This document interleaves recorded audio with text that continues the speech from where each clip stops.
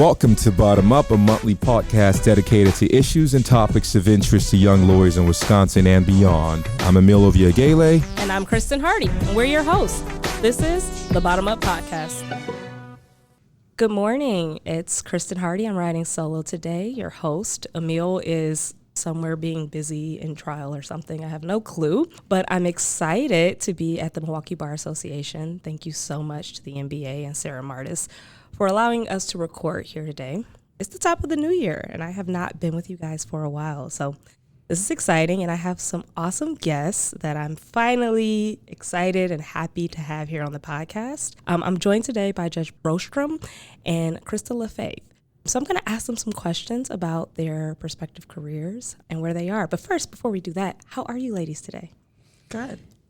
Wonderful. Thank you, Kristen, for having me here. This is a lot of fun. Of course. Well, thank you for being here. So, Judge Brostrom, I'm going to start with you. I know you had a background in litigation, but I'd love to hear how you got your start right after law school and what ultimately led you to the bench. Yeah, so I went to UCLA Law School and graduated in 1995, and I joined a large multi-practice firm called Crosby, Heafy, Roach & May, which has since been acquired by Reed Smith, but got a really solid foundation in litigation practice. From there, we moved to the Twin Cities. I was with a very small firm called Breel & Associates doing general business litigation, securities, fraud kind of stuff. Moved from there to Dallas, Texas, to a small firm, Gillespie, Rosen & Watzke. There I was doing plaintiff side employment litigation. Then we moved to Milwaukee to settle down and raise our family. That was late 2001. I joined Peter Earl with Earl and Brostrom. We mostly litigated against the lead pigment manufacturers on behalf of children poisoned by lead paint. And then I went to Reinhardt Berner Van Duren in 2004, where I mostly focused on actuarial malpractice, which was really a fun niche. Then I was elected in an open contest in 2009 to the Milwaukee County Circuit Court, and then reelected in 15 and 21 without opposition, and retired May 3. And I'm now practicing as a mediator and arbitrator with Resolute Systems. What an interesting career. And it's the most fascinating thing about that. Just yesterday, I was having a conversation with a lawyer who's close to retirement. And I was talking about how at my company, we had an attorney who had been there his entire career, never went to a firm, had only been in-house until he retired. And she said to me, well, that's how it used to be, Kristen. You stay at one place and you never left. And hearing you say are you barred in what, 3 states? I was barred in 4. Actually, I've taken 4 bar exams. When I took the 4th, I said 2 generations ago they wouldn't have let me take this exam. That's awesome. So before, I want to ask more questions about the bench. But Krista, kind of the same question. What'd you do right after law school? Where'd you go to law school? And then tell us a little bit about your trajectory to where you are today. Sure. Interestingly, those lead paint cases are still going on, and I've worked on them. So I didn't realize we overlapped with Peter Earl. So learned something. Look at that. New this morning. So I went to Tulane University Law School. I graduated in 2013. I'm from the Milwaukee area, so moved back here to take the bar exam. I'm one of the few as well that had to take the bar exam here in Wisconsin. I worked at Milwaukee County Circuit Court for a year or two, about 2 years, clerking for first Judge Kevin Martins and then Pedro Colon. And from there I did insurance defense for a little bit at Simpson and Deerdorf. And then I switched to the plaintiff side and was at Warshafsky Law Firm since 2016. I went somewhere else for a little bit and then came back to what I call my work home. It's just the right place for me, I realized. And in 2022, I ran for the Wauwatosa Municipal Court. So I do that part-time. I'm a municipal court judge on Wednesday. Well, all the time, but on Wednesdays is my court day. So. Awesome. You both have had really full careers, interesting careers. So I'm curious, what makes one take the next step to become a judge? So Judge Brostrom, I'll start with you. Yeah, so I always felt called to public service, and I don't know if you can tell from the professional history I outlined, but some of those firms are plaintiff side and some are defense side. And I could always see strongly the other side's position and arguments, and so I thought I would be a good neutral, and I, again, wanted the public service aspect. So I certainly got that in spades.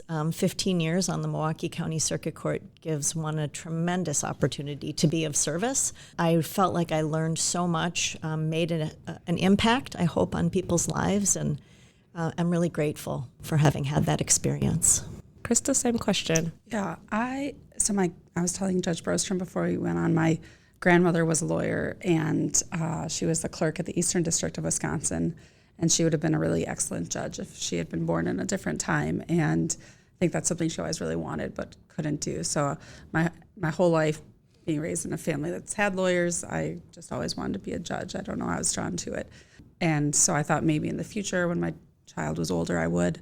And then in 2020 in Wauwatosa, we had all the protests that went on, and municipal court was very central to a lot of the citations that came out of that situation. And I saw how people were handled, that I thought I could do a good job handling that, and being kind and respectful to people that came to court. And the municipal court judge there was not running for re-election.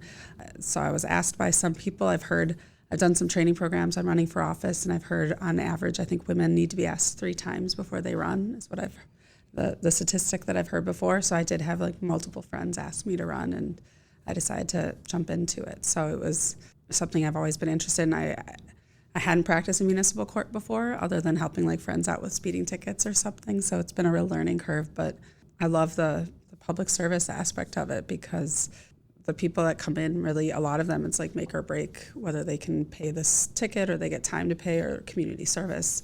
A lot of them struggle with mental health issues, and it's like one little thing I can work on to try and help them stay afloat. So I've really enjoyed it so far.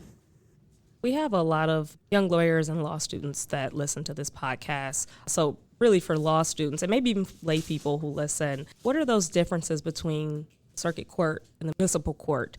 And in particular, if you talked a little bit about the kind of cases that you see, but Judge Brostrom, who were the litigants before you generally?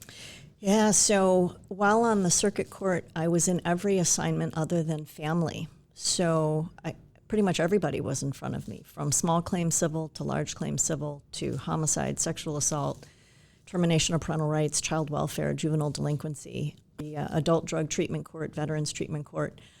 If I had to have a broad umbrella, other than the large claim civil, they were people in crisis. I mean, even large claim civil has crisis, but it's not the same as like a homicide, obviously. And I really agree with Krista that one of the most important tasks for a judge is to maintain a correct demeanor with respect and compassion for everybody that appears in front of you. And you said that you had never been in municipal court. So kind of what's the difference? Like, especially, it's twofold, right? One, you're sitting on the bench, and 2, it's just not a court that you had a lot of experience in. So from your perspective, what's the difference? Yeah, so municipal court handles all moving violations that aren't at the state level. There aren't municipal courts everywhere. It's up to the jurisdiction whether they want to create one. I think we have 300 some municipal courts throughout the state. So in Wauwatosa, we see anyone that has speeding tickets or any moving violation on city roads, as well as what I call civil disobedience tickets, which are things like disorderly conduct, battery, truancy. I get a ton of truancies from schools, loitering, sort of those smaller tickets. And so it's a whole gamut, and like learning a whole different statute that I'd never read before, because we adopt all the criminal tickets, because when cases aren't prosecuted at the criminal level at the circuit court, so they aren't going to go before Judge Brostrom, then usually municipal citations are issued where it's just a forfeiture amount. So I had to learn all those statutes, and every time I have a trial scheduled, I have to look up the statute, because it's just not something I practice on a daily basis. My daily work is regarding, I do personal injury, so it's car accidents, but it's not arguing the same issues. So, but I think having that, the private practice, and I've done jury trials, I've done bench trials, and knowing what the facts are and what I'm looking for to prove on the plaintiff's side, then being the judge, I do a good job in terms of laying out because most people, I've never had a trial actually where there's a lawyer on the other side. It's always the city attorney, and I always have pro se. They could have a lawyer, but most don't. And so I lay out for them, here's what the city needs to prove, and I try and put it in layman's terms so that they understand, the best I can for them. Sometimes it's just still hard for them to understand. But And now, a word from our sponsors. With 39 years of experience, Wilmick has cultivated expertise in the legal realm, assembling a team of lawyers, insurance specialists, and risk management experts. This collective knowledge and community involvement ensures tailored insurance solutions that address the evolving risks and liabilities confronting lawyers. Hi, Russell Nicolay here with Nicolay Law, Accident and Injury Lawyers. If you have clients that have been injured, my office would love the opportunity to help them get compensated and get their life back on track. We handle referrals and co-counsel relationships on injury cases all across Wisconsin.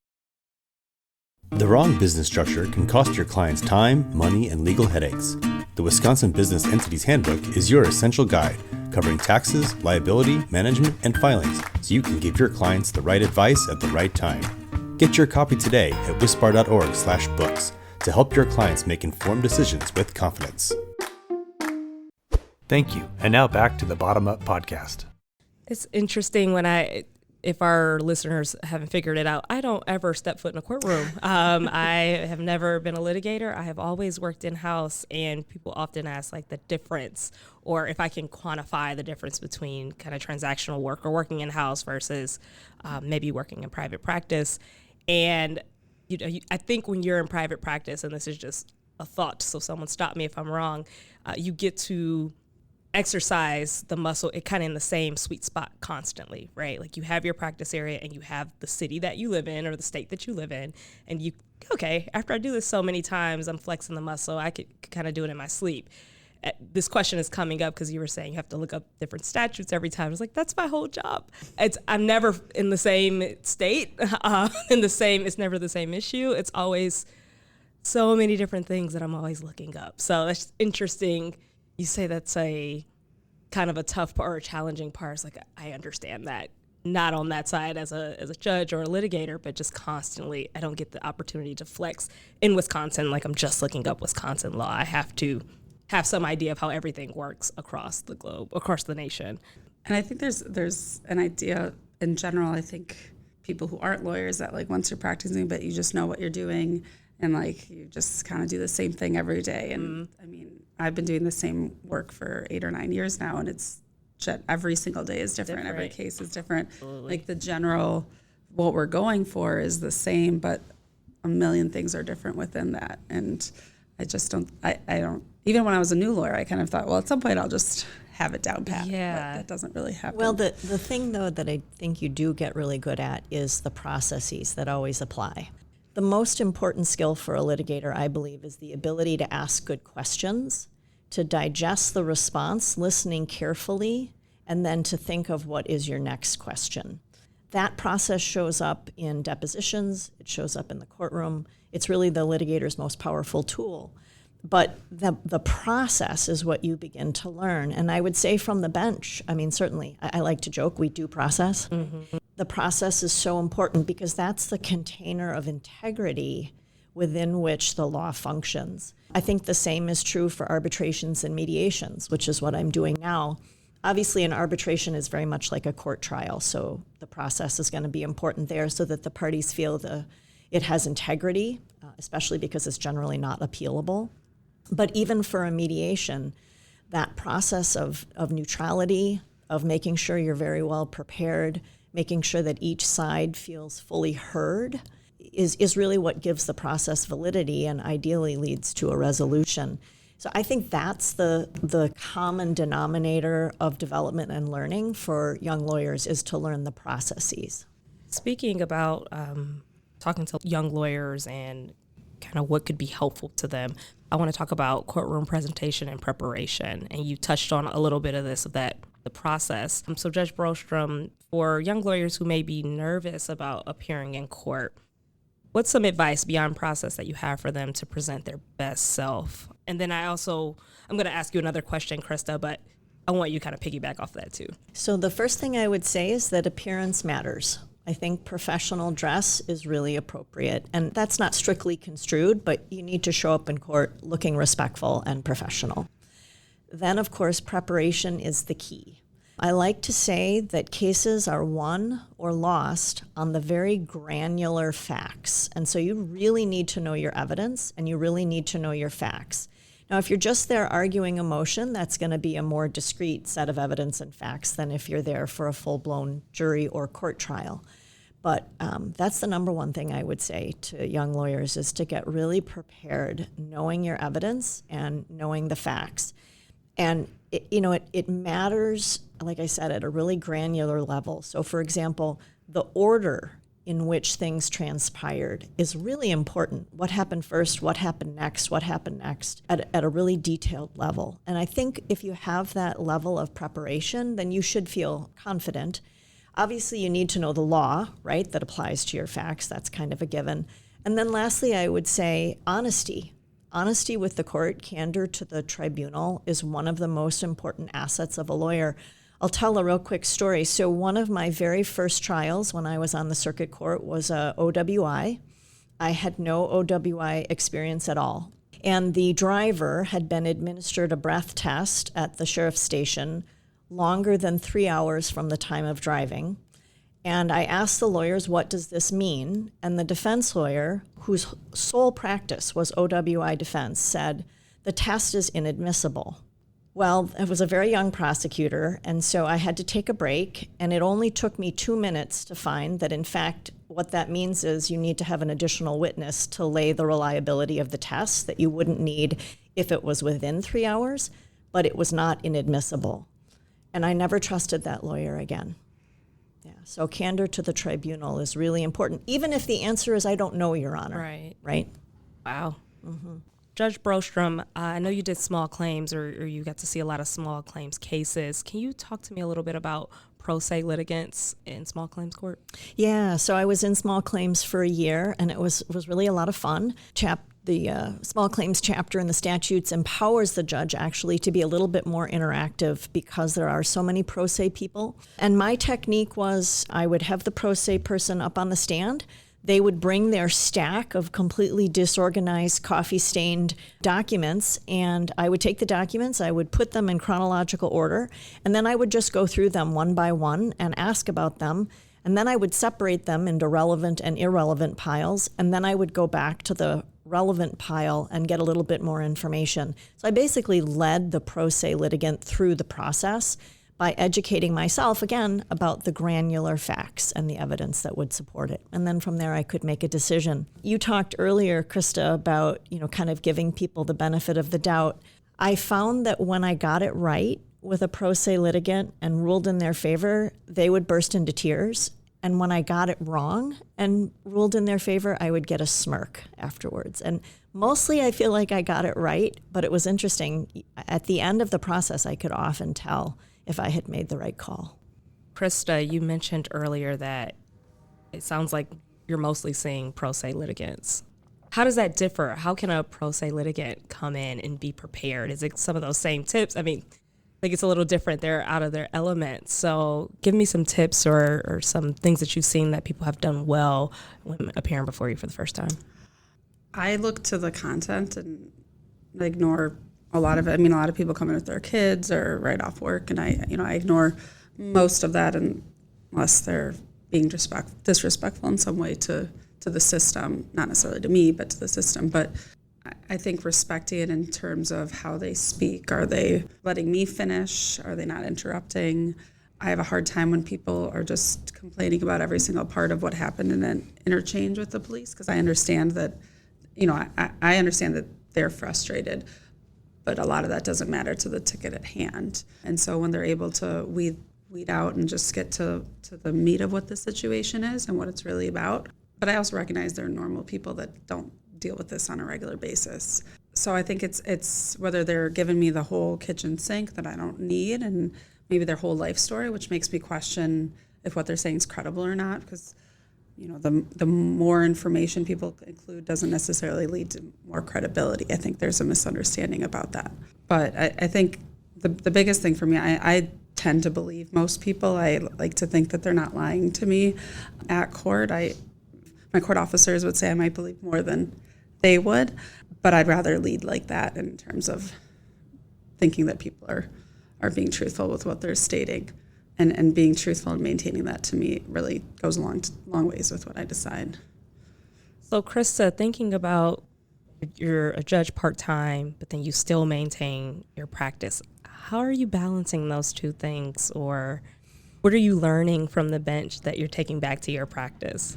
Yeah, I don't know how well I balance it. I've barely been at my office this week, I think. So, and I also have my daughter half the time, so it's just every week's different. The wonderful thing is the firm I'm at allows me to be that flexible and prioritize what I need to. If there's a case that needs attention, then I'll be working this weekend because there's things I need to get done. But I think the best thing I've learned through doing both things at once is my calendar is my guide, and specifically putting aside time for myself. I got pretty close to burning out about 1.5 years ago in a really, really bad way. And it took some really deep soul searching and recovery time and some months off of my full-time job actually to come back from that, because I was just giving it all to work during the day, to court multiple nights a week, to my daughter when I had her, and there was zero time for Krista and any of that. And so I think I've gotten a lot better at prioritizing me as part of my calendar.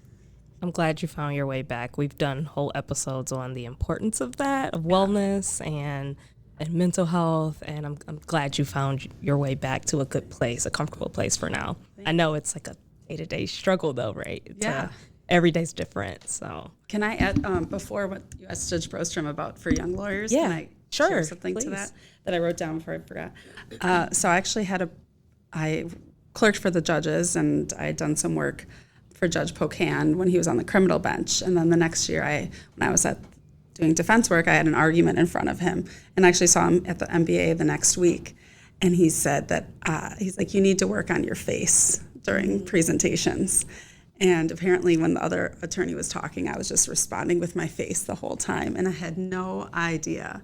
And I appreciated that advice so much, because you didn't know it. I think probably students now, it's a little different with Zoom. You see yourself all the time. That was one of the things that almost helped me through the pandemic with all the court appearances online, was I could see how I responded to judges and other counsel that you don't get to see normally. But working on having not responding in your face in any way, which I thought I was good at, and I clearly was not. He corrected me. And then the other thing that I've learned over time was that you need to marshal your facts, but really learning what arguments aren't going to be winning the case, which aren't worth spending the time on, because throwing the kitchen sink at it doesn't always work, or it doesn't usually work, probably, I would say. And that's something that just comes with time and experience, I think. But you need to know all of them, because you don't know what the judge is going to focus on, but you need to know what you want to focus on that in your time for arguing. And now, a word from our sponsors. Hi, Russell Nicolay here with Nicolay Law, Accident and Injury Lawyers. If you have clients that have been injured, my office would love the opportunity to help them get compensated and get their life back on track. We handle referrals and co-counsel relationships on injury cases all across Wisconsin. With 39 years of experience, Wilmick has cultivated expertise in the legal realm, assembling a team of lawyers, insurance specialists, and risk management experts. This collective knowledge and community involvement ensures tailored insurance solutions that address the evolving risks and liabilities confronting lawyers. The wrong business structure can cost your clients time, money, and legal headaches. The Wisconsin Business Entities Handbook is your essential guide, covering taxes, liability, management, and filings, so you can give your clients the right advice at the right time. Get your copy today at wispar.org/books to help your clients make informed decisions with confidence. Thank you. And now back to the Bottom Up Podcast. I can see a layperson could listen to this and say, well, how is it possible that she's in private practice and she sits on the bench? And I hear you guys talking about the Milwaukee Bar Association, and you got to speak to a judge, you're a lawyer, and why are you talking to a judge outside of courtroom? So can both of you kind of elucidate how we all function together and why those are not conflicts, why this is okay? Yeah, I mean, one of the things that I really admire about our local bar is how collegial it is, both on the civil and the criminal side. It's one of the things I'm most proud about from my time as president of the Milwaukee Bar Association. And a lot of credit goes to Sarah Martis, the executive director, but we together really increased the breadth of membership. I'm also involved with Inns of Court, and in the courtroom and out of the courtroom, there's a really strong collegiality in this bar. And that is good for everybody, right? It allows us to resolve issues that can be resolved. It allows us to settle cases that should be settled. And there's absolutely nothing ethically prohibited about lawyers interacting with judges on a professional level. The only prohibition is an ex parte communication about an open case, right? So long as you're at a bar function and you're chit-chatting with Judge Pocan and he's giving you that constructive advice, that wasn't about the merits of the case, and so that was perfectly acceptable and wonderful feedback. Yeah, so I hope that answers the question. It does. Chris, do you have anything to add there?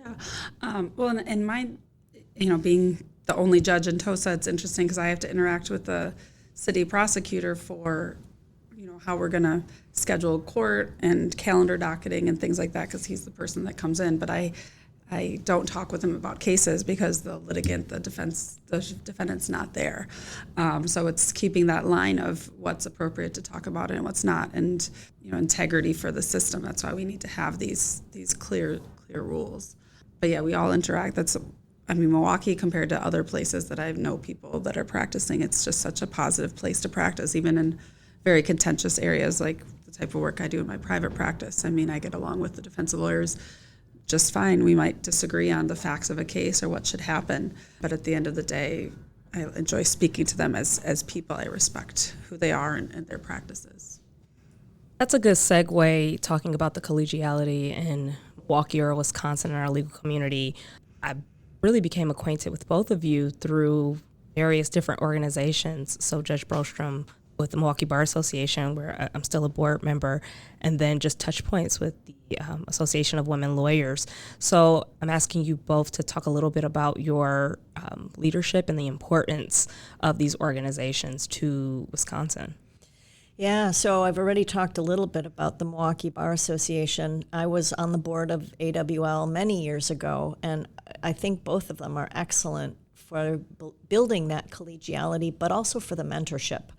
When I think about young lawyers, that mentorship is so important on a number of levels. First off, if you have a good mentor, that's somebody that you can say things to that you might be concerned about saying just in general, like some of the work-life balance stuff, particularly for women, but also for men, maybe who have a young family. You never want to feel like you're projecting anything less than 100%, bought into your job. But the reality is you have to navigate that balance well for your own well-being and for your family. Those are issues you can bring to a mentor to discuss. Also, maybe you have a legal question or a professional question that you would feel stupid, asking sort of your boss. But if you have that mentor, again, in private, you can have that conversation. I think AWL has done a really great job with its mentoring and is important to the local bar for that reason. That's good to hear. So I'm the current president of the Association for Women Lawyers, and I joined it when I first moved here because I didn't have much of a legal network at all. And between that and working for the judges, which I got to know quite a few of the judges, are the ways that I was able to find mentors that have been supportive of me throughout my career.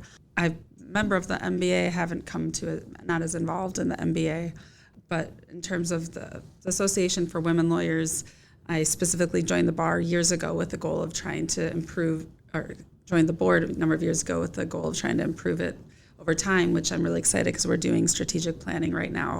That one of my fears was that we would do all these surveys and people would say we don't really need the organization much anymore because there are so many more women lawyers in practice as well as on the bench, and that has not been the outcome at all.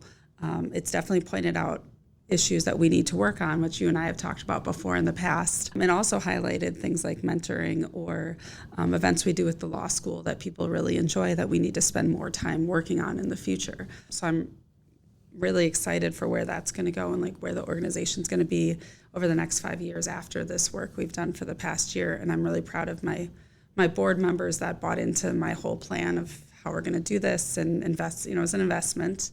But I think it's an organization that when it started, it's actually 50 years old. I just realized recently when I was looking at the history, it started in 1975. And what the needs that it had, or the needs of members back then compared to the needs of members now are different, but they still exist. And so trying to figure out how to help that in the future has been really fun and challenging.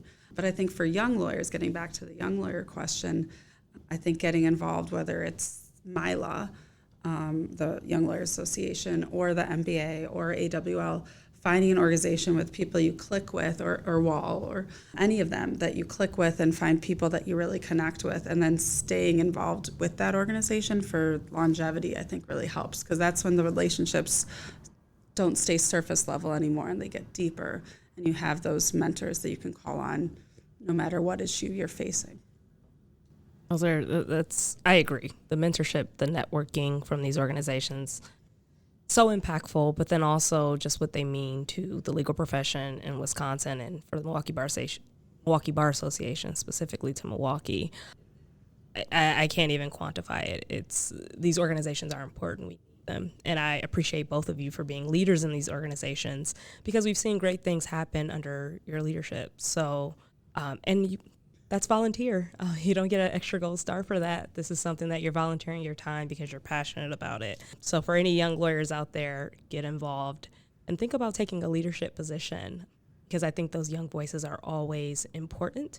As the former president of WAL, I've really felt like at some point I needed to step away from the board, because the board can become a little deferential to the dinosaur on the board, right? Because they go, well, Kristen remembers, and if that's how it worked, then that's probably right. Well, maybe it's not, and you need new blood to come in and say, hey, the law students don't need that anymore. Why are we doing this program? That's not a problem anymore. We've passed it. So young lawyers, get involved, join the MBA, join AWL. It's super important. If someone's thinking about joining, what's a good event for them to come and learn more about these organizations? I'll start with the MBA, and maybe you could do AWL. So their annual meeting is usually summer or fall. That would be a great place to start. But the Milwaukee Bar Association has something going on almost every month of a simple social nature, in addition to all the CLEs that they have. So really just jump in at any point and start to get to know people. Yeah, AWL, we have events probably every month, sometimes multiple times a month. Bigger events like our Women Judges Night is tonight, which is our really big event. I would say if you're newer, though, that's a harder one for breaking into circle. I mean, people are always happy to talk, so lawyers love to talk about ourselves, so it's always easy in that regard. But some of our smaller events, there's a membership appreciation one we usually do in the late summer, early fall. That's a good smaller networking one for especially younger lawyers. We often have law students come to that, which is a really good way to talk in smaller groups of people. Our holiday luncheon in December is always well-attended, but not overwhelming in terms of the number of people. And there's a sit-down part where you actually get to speak a little longer with the people you're sitting with. Those are sort of the two that come to mind. And we'll see over the next years what we develop for there being other ones for people to join. And now, a word from our sponsors. In these uncertain economic times, the State Bar of Wisconsin wants to make sure that you and your practice have the best available tools. Ultimate Pass and Books Unbound are available for purchase using 6-month installment plans. Contact our customer service team at 1-800-728-7788 for more information. The Ultimate Pass truly is an ultimate deal, with access to everything State Bar of Wisconsin Pinnacle produces for CLE, all for one low price. Learn about your options at wisbar.org/ultimatepass. Thank you, and now back to the Bottom Up Podcast. This is interview season for like 1Ls. I had 2Ls as well. And I usually tell, like I'm on a clerkship committee, and I usually tell students there's like 4 judges' nights that happen in a month time span. I said, go to the judges' nights. People like to talk at those. The MBA in particular, I always go to the MBA, and I usually always go. This is going to be my first year in a long time, not going to the women's judges' night. But yeah, I always say go, because people will talk to you. They're happy. It's a good time. It's a fun time. So just go and talk to people. And I usually see students. Every time I say that, I do see students who kind of pop up. So, well, in WJN, we always need student helpers. So if in the future listener wants to help, they're welcome to. Some other events for young lawyers or even potentially law students to consider, the State Bar has the Young Lawyer Conference. And I believe if you're 36 or under, you qualify as a young lawyer still. We thought this year, we were like, are we out? Do we still? I don't know. Maybe we'll just show up. I'm way beyond that cutoff now, I You're guess. like, we'll see what happens. We'll show up. And that's a free day of CLEs. I have led that conference twice. I used to be a board member for that organization. So I know it's good stuff, and I know the volunteers do a lot of work to get some really good panels and good panelists. And that's happening in March for the Young Lawyers Conference, and then the annual meeting and conference for the State Bar. So there is a judicial panel for the closing session, I believe. Where is it this year? It's in Madison, and that is so much fun if you have never attended. It's one of my favorite things in Wisconsin because everyone just has such a good time, and it's such good content, good CLE content. Those are not free, but there is a judicial track. If you are interested in learning more about being a judge or you are a judge, there's a judicial track. So. Well, and that makes me think of another option for students, specifically women lawyers, but the Wisconsin Association for Justice is the plaintiffs' bar in the state, and we have a women's caucus in the fall. The women's caucus covers, it's not just plaintiffs' work because we invite defense attorneys as well, which is one of my favorite things about it. We always have a core group of women defense lawyers that come, which is really fun to have plaintiffs and defense side. But it's always open to law students at Marquette or Madison. If they want to come, the hotel is paid for, the 2 days are paid for, and they can network with a relatively small, there's like 70 of us, group of lawyers, and there's specifically a mentoring breakfast that morning. So it's a good way to make connections with practicing lawyers. Thank you for sharing. So I'm going to shift gears a little bit. Judge Brostrom, you have now retired from the bench, and you are a mediator. So can you tell us a little bit about this next stage of your career? Yeah, I'm really enjoying it. Each case is like a little package, a little puzzle to be solved, a little intellectual soundbite, if you will, with some people skills thrown in. I mediate anything civil other than family, and I don't do family just because I don't have any experience in that realm. So I've had breach of contract, non-competes, probate matters, civil assault, tax disputes, employment matters, just a wide variety. And I like to say that I'm like a jury consultant of one. My approach to mediation is I dive very deeply into the facts, again, at this granular level. And I do that to try to help give the lawyers and their clients some sense of their litigation risk, right? You can never predict what a jury is going to do, but if you use me as a deep dive sounding board, you can get a pretty good sense of how hard it's going to be to convince a jury of your position, and B, how expensive it's going to be. So for example, if you have subject matter underlying the dispute that's technically very challenging, maybe it's, computer software, or it's biotech, or it's fintech, or like whatever it might be, it may be hard to get a jury to really understand the facts and decide them in your favor. And it's going to be expensive to do that. You're going to have experts. You're going to have experts that can communicate with a lay jury. All of that sounding board is really what I offer as a mediator to help people assess, as I said, the risks and costs of litigation, which then drives their decision to decide whether or not to resolve the matter. So I'm really enjoying it. I'm enjoying the greater flexibility. Obviously, it's very different than being on the bench, but Resolute Systems is really a great organization, and I'm having a lot of fun. Awesome. So for people who may not know, when would someone hire a mediator? Are lawyers hiring mediators? How would I end up in your office kind of going back and forth mediating for me?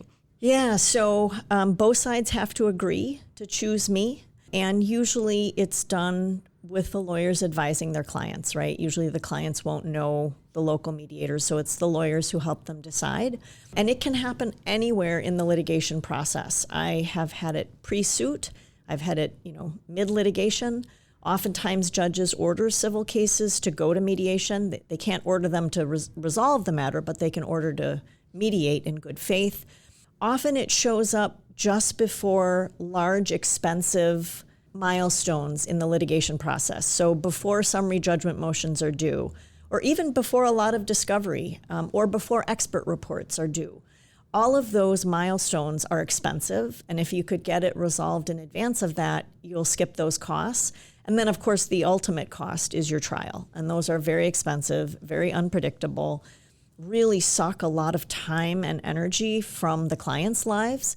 Whatever it is they normally focus on, being it running a business or their personal lives, et cetera, all of that really takes a hit because of the amount of time and emotional stress that's going to go into going all the way through a jury trial. So it can show up anywhere in that process, and it does. Thank you. So this question is for both of you, and I'm switching gears here again, but I'm just thinking about next phases of your career, and we think about the many career paths that we can have as lawyers, but the legal profession is always changing.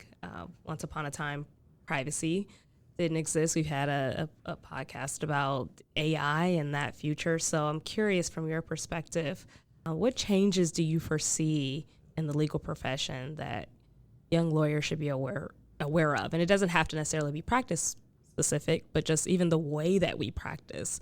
What are some of those changes?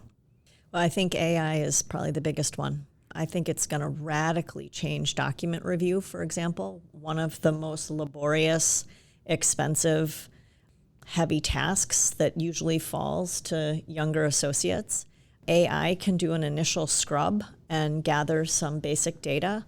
We've already seen AI start to generate legal arguments, contracts, forms, etc. Very important that the lawyers are applying their judgment and their thought process to that work product, because AI can actually get it wrong. But I think young lawyers are well positioned to know how to use AI as a cost-saving tool. The other thing to be careful with AI is confidentiality, right? You are putting out into this technosphere information that then is now public, and you need to be really careful not to reveal any attorney-client privileged information. So it's kind of the wild, wild west, but it's not going away, and I think it's going to be a major shift in the legal profession. Yeah, my practice, we haven't, lawyers tend to be slow to adopt new technology, so I haven't used much AI, but when I've been looking into it is now I read privacy policies on websites that I didn't used to use to read before, and specifically with looking at, so for example, like medical chronologies, now there's AI companies, and reading the privacy policies to see what they're doing with any data we upload for our clients and if they're HIPAA compliant, all of that, which is something I, a couple of years ago, never thought about doing. I also didn't have those products to be used, but I think lawyers, younger lawyers, knowing how to use and leverage the technology while also being mindful of their ethical duties, maybe HIPAA duties and such, through the representation. But they'll have an advantage to even someone like me who is still relatively newer, I like to think of. I've been practicing 11 years, 12 years. But it's just technology I didn't have and don't really have the time to learn that quickly. So they'll be able to use that, and then also, but not relying on it too much. Like, they still need to learn how to do all of the things without AI. That makes me a little nervous for the future when AI's, in 20 years, when AI is more of a default in our lives. Hopefully lawyers still are learning how to do the research and do it themselves rather than just relying on it. Because even, for example, Westlaw's AI, I've put in a query where I know the answer and it's popped out something that's absolutely not correct. And I wouldn't want a younger lawyer to rely on that, because that's not the way to go. And now, a word from our sponsors. The wrong business structure can cost your clients time, money, and legal headaches. The Wisconsin Business Entities Handbook is your essential guide, covering taxes, liability, management, and filings, so you can give your clients the right advice at the right time. Get your copy today at wispar.org/books to help your clients make informed decisions with confidence. Thank you. And now back to the Bottom Up podcast. What I've heard from students, again, I mentioned we were in interview season, the way that they are using AI to study is so fascinating. Wow, I wish I had some of these tools, but some of them are building tools to, I synthesize all of my notes, I take these notes, and then I say, give me a high-level overview of what I need to know, and then it gets smarter and smarter the more I work with this professor and feed it this info. So in those ways, I see it, really as a net positive. In other ways, you mentioned lawyers are slow to adopt technology. I have these conversations constantly where people say, well, lawyers are going to be obsolete because we're going to have, I was like, it's one of the oldest professions in the world. I don't see that. I think we have to learn how to use it. I think now, even in law schools, I'm not sure they teach students how to, and someone write us in if I'm wrong here, but I'm not sure if they teach students like the law library, what you need to do for research in the law library. It's solely Westlaw Lexis on the computer. And I was of the generation when I graduated that it was teetering towards it's only going to be on the computer. But here we'll do this quick review of this is how you find a book and this is how you do a citation. Okay, but also you're going to probably just use Lexis or you're probably going to use Westlaw. We talk about some firms, they don't have their law libraries anymore. We don't have a law library anymore. And I interned at my company as a 1L. We had a full law library. Now we do not. The building exists. There are no books in the room because everyone's on Westlaw.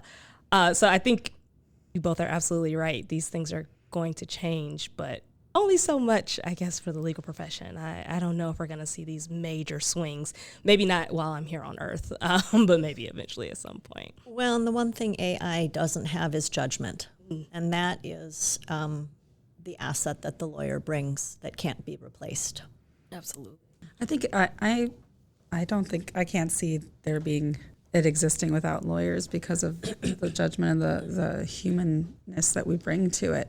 I think that might be harder for younger lawyers when their jobs are possibly like doing a document review or being replaced by AI, or firms might not need them the way that they have before, or even paralegals or legal assistants that do some more of the data management that can be outsourced. I think that's probably more of the risk. And I hope that they're still learning on books a little bit, because I think it's important to understand, what a pin site is. Mm-hmm. It's from a book, right? And, we still have some books, and no one ever uses it. But when I first started at Warshafsky, one of the attorney I was hired to replace at that point, I think, was 80, and you'd be talking to him about a case, and he would just be thinking, he's like, well, I think at 129 with second, maybe it's page 280, there's a case that says this. And it was Mike Tarnoff, and he knew exactly what case, what pin site, wow. And he'd go in the law library and find it. It was truly amazing. Wow. And I don't think I'll ever have that memory because I won't have opened a book to that page. You'd remember it differently when you touch it. Now I'll just have some faint idea of a case name probably. Yeah, it'll be interesting to see what changes. I'm also interested to see if we are outsourcing some things that I know people like to use AI for writing emails. Like, that's a mundane thing. I'm like, no, that's a skill. Writing an email to a certain audience is a skill. The way that I write an email to the CEO, to my colleague, to a client, those are all different ways of writing. I don't want to outsource that to AI. I need to exercise the muscle. I need to constantly work on that to refine it, to make sure, I know that my client likes to hear information this way, and I know the CEO needs the information that way. They have different time and different interest in whatever the topic may be. So I get really worried that we'll rely on, I hope that students are not relying on AI to do things they deem as mundane. Even I've seen that people are putting books into like a chat GPT and saying, like, give me the summary of the book. It's like, well, no, you should read the book. Reading's fun. Like, it's important to read for a multitude of reasons, but you don't want a one-pager. So that's a thing that I worry about, and I'm just curious. Right now, Krista, you sitting on the bench. Are you seeing some of that? That's kind of a hard question, but are you seeing, maybe someone is coming into the courtroom and they believe they have all the answers because they've punch something into an AI tool, or they seem well-versed in the law, but it's clearly surface level because they are not well-versed in it or as well-versed as they think they are. I think between AI and Google, I think a lot of my clients think they know things that they don't know in private practice, and then I think defendants come in with information that's faulty. I did have, when I was new to the bench, I was trying to do some creative sentencing for juveniles, and I would sometimes have really young people, because it's hard to find somewhere for a 13-year-old to do community service, for example. So I would have them sometimes write essays about either the behavior that they had done and how to do it differently, or even what they want to do in the future to try and get them to look ahead for what their life could be if they stop making some poor choices. And I got a little bit burned because I had a 13-year-old use AI to write his essay. And I could tell immediately it was not written by a 13-year-old. And I had him, and then I put in an AI generator. It was 98% AI. So I had him come back into court, and I don't remember now what I had him do. But I was pretty upset about that because I was trying to be kind, and it was talking about his future, make him think about it. And the fact that he did it and his parents let him do that instead of actually taking that time was frustrating. But the interesting thing is I've put some of my writing into the AI generator, like for my president's newsletter for AWL, to see what it says. And it thinks that my writing is AI generated, which is so fast. I'm like, I wrote those words. I don't know why you think someone else wrote it. I read something that said, it's the M dash and something else. But for whatever reason, the generators think that that's AI, which that's very lawyers use those constantly. Yeah. I can't remember what the other thing was, but it was two things that they said they will assume it's AI if you do too much of that in writing. So I wonder if that's maybe why. Or you're just a really great writer, Krista. Maybe that's what I actually think it is. Or I write like a computer. I'm not sure. It's a great writer, same thing. So as we kind of get to the ends of this interview, which this has been really lovely, ladies, and I appreciate you for joining me and indulging me and answering my questions as a person who has never been a litigator and I don't know some of these things, so thank you. I wonder if you have some words of wisdom for young lawyers or for people early in their careers that can be helpful to them as they move through the duration of their careers. Yeah, I think I would just echo some of my earlier comments. Deep preparation, deep knowledge of the evidence and facts, and then professionalism and candor to the tribunal. Those will get you a long way. And I'll offer advice on the career side aspect of it, which would be to keep your mind open as to what you want to do. I think between litigation and transaction is probably a pretty clear dividing line, but other than that, not being too set that you specifically want to do this because you might close yourself off to some really great opportunities. And with that is to follow up with people that you make connections with. If you connect with a lawyer and you send them an email or two and they don't respond, we're pretty busy, and not to assume that it's because we don't want to help you, because every lawyer I know is happy to help with law student or grab coffee with them. It's just more it falls off of our radar. So being persistent without being annoying to that person. But if you made a connection at some type of event, assume that it would carry over and work to try and see that person again, because you never know when they might call with an opportunity for you in the future. Thank you both. That's great advice. Really appreciate being here with you. Thank you again to the Milwaukee Bar Association for allowing us to use this space. And until next time. Well, thanks. It's been a pleasure. Thank you.